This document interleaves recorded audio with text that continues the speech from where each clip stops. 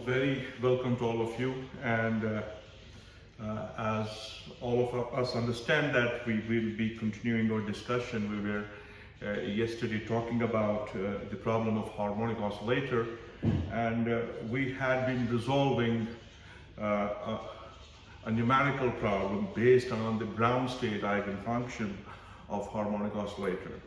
And we wrote down the ground state wave function, and we started with that ground state wave function. It was m omega by pi h bar raised power 1 by 4 e to the power of minus m omega x squared by 2h bar. So this was something that we started with, and what we did yesterday was we calculated the expectation value of position, and we calculated the expectation value of position using the ground state wave function, and we calculated the expectation value of momentum, and both the values were equal to 0, and we calculated the expectation of x squared, and this was nearly h cross by 2m omega. This was the result. Yesterday we obtained this result. So this is the result that we obtained yesterday, right? And today we'll be proceeding on. In fact, you will do it yourself, but I'll just quote down it. I'll be going for the square of this momentum term, okay? So you will have to calculate, we would like to calculate the expectation of px squared, right? And we could see yesterday that the expectation of px was 0, right? And this is the target, and how we will resolve this. We would like to write down we know basically the momentum operator px is minus ih bar dou by dou x. So if that's the case, then we can look for the square of this expectation, and what will be that? That will be integral minus infinity to infinity psi naught, and you will have px square and psi naught dx. Right? This integral will lead us to the square of the px square. Okay, this integral will take us to obtain the result for this px square, and we can write down this thing in terms of, see, if we have px operator, then px operator square will be minus ih bar square d2 by dx2, right? This is how it will look like. So you will be writing down this expectation as integral minus infinity to infinity, and what will obtain here you will have e to the power of minus m omega x square, right? D2 by dx2.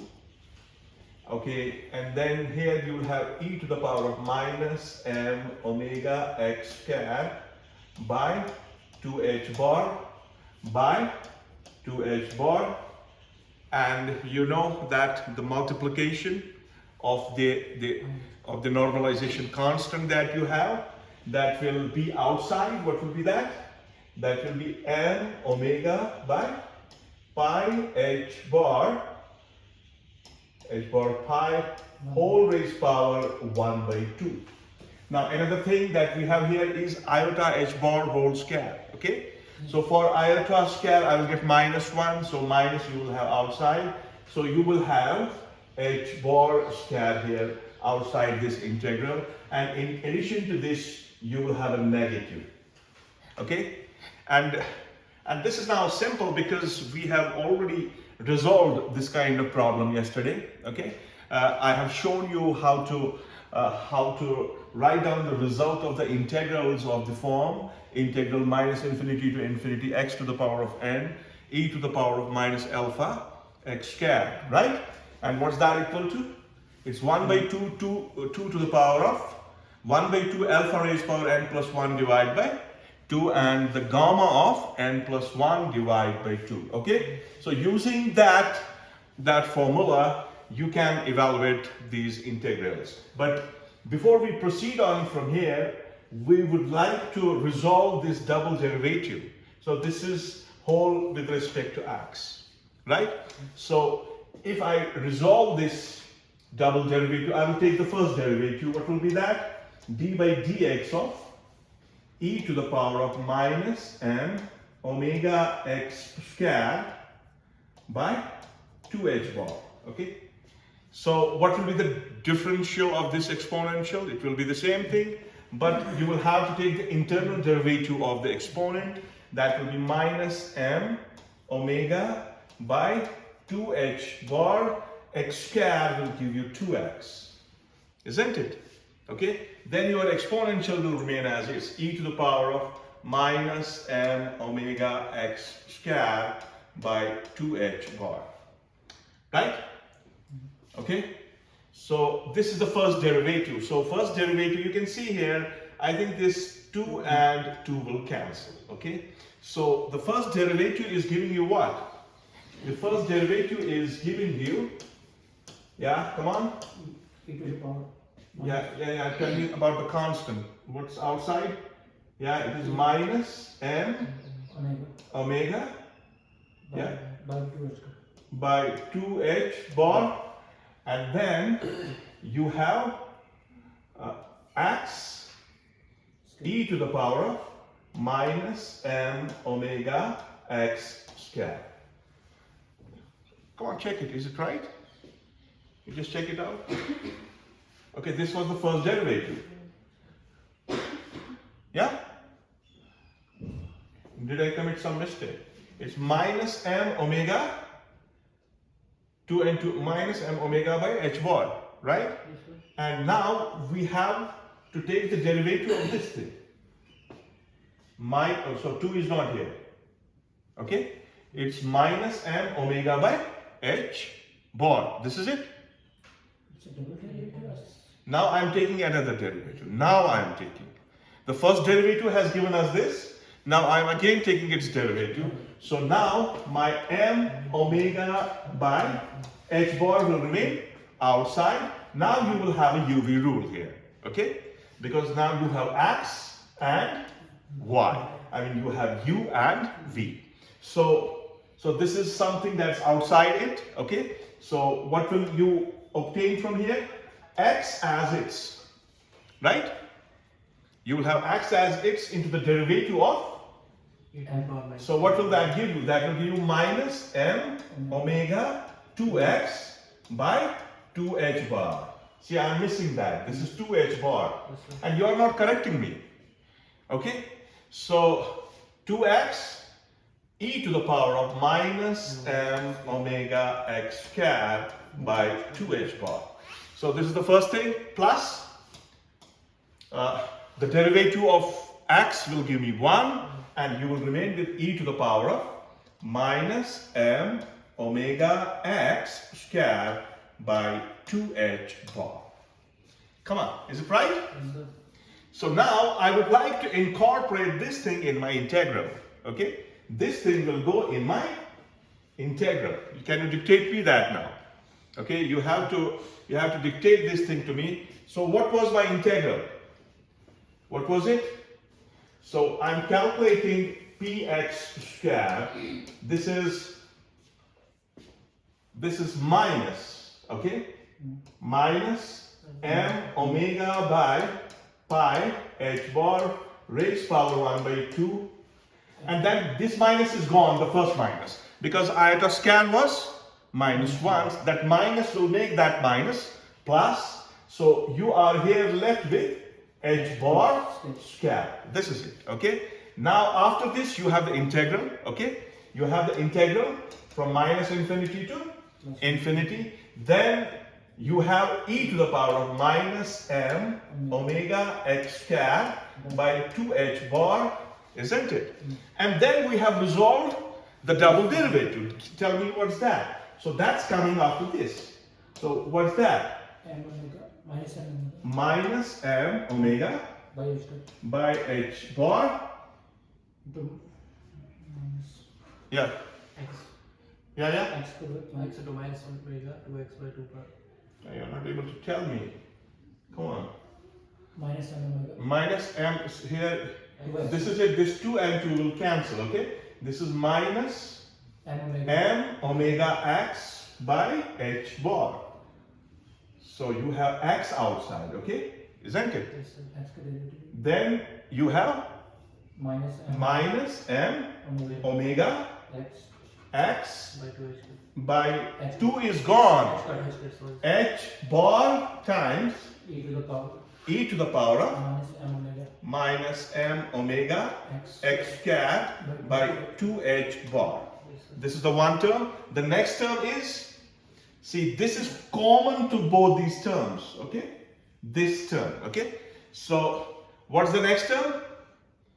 Then you have plus e to the power of minus m omega x squared by 2h bar. Are you getting it? Okay? This is how it goes. Now you can see that this thing will come out, this minus and minus will lead you to plus, okay? Yes, sir. So what will be outside? Outside you will have this thing, and you can see here you have h bar square. This h bar square, this h bar and this h bar will go, isn't it? So what we are left with? We are left with, can you tell me now what we are left with? Yeah? M omega Yeah, we are left with m omega by pi h bar. We are left with m omega by pi h bar raised power 1 by 2. And then you have m omega, yeah? x cube M omega x No, get it out. Huh? This is m omega square. Okay? So then you are left with, these are the constants, m square omega square. Okay, this is something that will come out. Now what is inside? Now you have an integral, okay? You have the integral minus infinity to infinity e to the power of minus m omega x squared by 2h bar. Okay, now see, this is your integral. So what will be the first term? It will be x times x. This will give you x squared. Okay, this will give you x squared. Okay, so you will have x squared.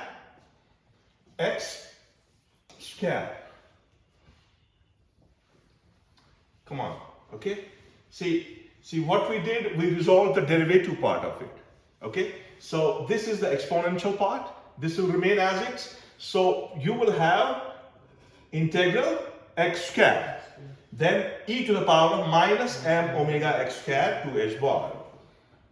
So here you will have times e to the power of minus m omega x squared by 2h bar dx. This will be the first integral, right? Are you getting? And what will be the next integral? Everything is common there. The next integral will be plus integral minus infinity to infinity, and you will simply have e to the power of minus m omega x squared by 2, and that will cancel the bases. You will get simply h bar here.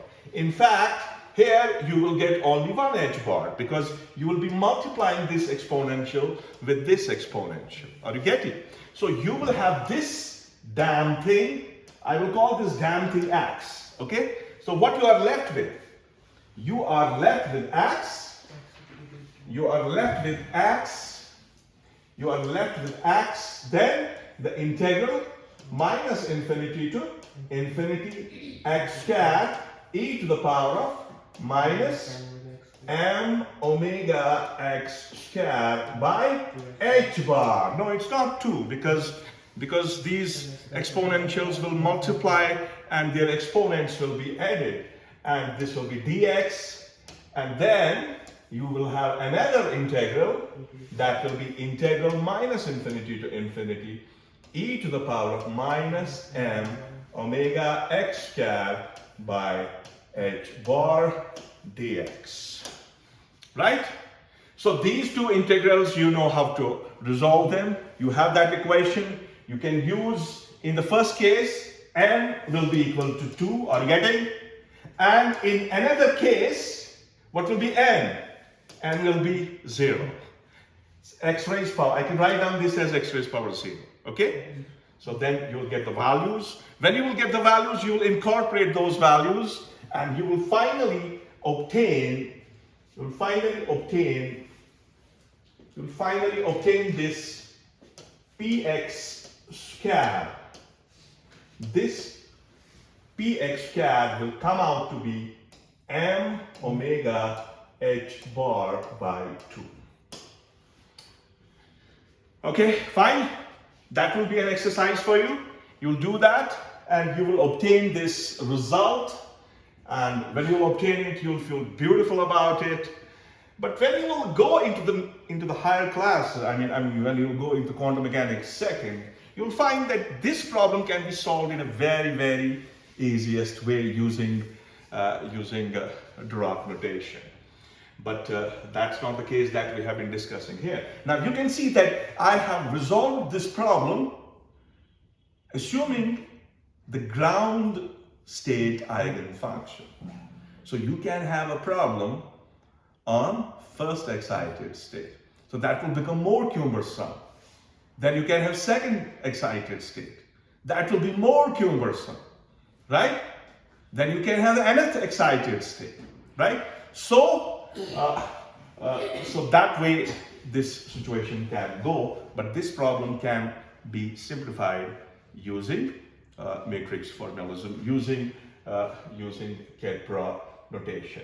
So here, but this will be useful to you in your exams because there are some competitive exams. They generally ask you the problems like this. Okay, so that's what you have to do is you have to move on with them, and they can come up with some imaginary eigenfunction for making certain calculations. So this is px squared, and yesterday we calculated x squared. What was that? It was h bar by 2m omega, isn't it? Okay? Now see, we resolved the problem, we tried to understand how to calculate it, but we will achieve a beautiful result by solving this problem. And what is that? Now if I tell you that this delta px, this is the uncertainty in the measurement of the momentum. And how do we write this momentum? We write down this momentum in terms of the standard deviation. And how do we write down this? This is under root of px squared minus px whole squared. This is the uncertainty in the measurement of the momentum of the particle, right? And delta x, what will be delta x? That will be under root of, x squared minus x whole squared. Right? Okay? So you understand, if I multiply the two, it will take me to the Heisenberg's uncertainty principle.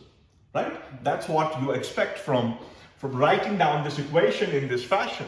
So what I do, I will first use the values, okay? I will first use the values for this. What will be delta px as long as our results are concerned? It will be under root of px squared. Okay, what was that? M omega H. M omega H bar by 2. 2. Okay, then this term is 0. You remember? Yes. This term is, because the expectation of Px is 0, so the square of this expectation is also 0. So I'm writing here 0. So what about delta x? Okay, for delta x, this thing is 0, isn't it? Yes. This thing is 0. So for delta x, what you have? H bar by 2. So for delta x, you will have under root of h bar by 2m omega minus 0. Right? Is this clear? So what can we do now? We can take the product of these two. Okay? If we take the product of delta px and delta x, it will take me to the uncertainty principle. So multiplying. So what am I doing is multiplying del x and del px. So what will be that? Del x, del px will be equal to under root of, okay? Yeah, what was that? This is h bar by 2m omega times m omega h bar By 2. by 2. Okay, is it fine? Yes. Now can you see this omega and omega will go? Yes. This m and m will go. So h bar will make h bar square, 2 will make 2 square. So delta p delta x. So delta px and delta x will be what? It will be under root of h bar square by 2 square. So this square and root will go. So you'll be left with h bar by 2. So this is your Heisenberg's uncertainty principle for the harmonic oscillator. Del x is equal to h bar by 2. Is it clear? Okay? Okay? So we have been trained about resolving the integrals. These are very standard integrals, most oftenly used in physics, and we have tried to use them, and we have calculated the expectation values for the ground state of a harmonic oscillator, for the ground state of harmonic oscillator.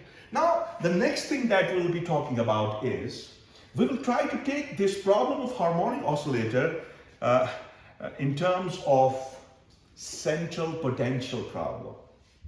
Because since we are asked to realize this problem of harmonic oscillator in 3 dimensions, so we would like to resolve it in terms of the spherical polar. We would like to use the polar coordinates to solve the problem of harmonic oscillator. I think in the preceding chapters, we have to talk about the problem of hydrogen atom, because hydrogen atom will also be resolved using central potential problem, and it will be resolved using spherical polar coordinate. So tomorrow, maybe tomorrow, I'm not sure, we will be talking about this, dealing with the problem of harmonic oscillator using central potential problem. So what am I trying to tell you always is that see, science can be led only through questions. What? Why? What if? The science has not come from the equations of Newton. The Newton's equations are a result of a question that might have been raised by Isaac Newton. That the very famous example of the fall of an apple. An apple fall, and the question, why it falls? What are the forces that are acting on this fall? I think Einstein's equations, okay, these are the equations. They are not that much important as much is the question that's asked by this man. So we should always be curious when you are doing science. And I fail to see such kind of vigor in you. You feel depressed, you feel oppressed, you are dealing with these crazy mathematical equations, but you don't come up with those pure questions, what, why, what if. You are not creating that kind of curiosity. So I'm requesting you that you should create, you should be creative. You must raise questions. You should ask questions to yourself.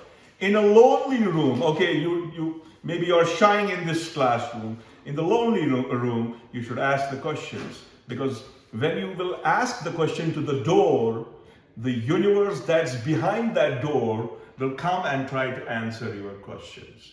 So with this, I would like to end this talk. So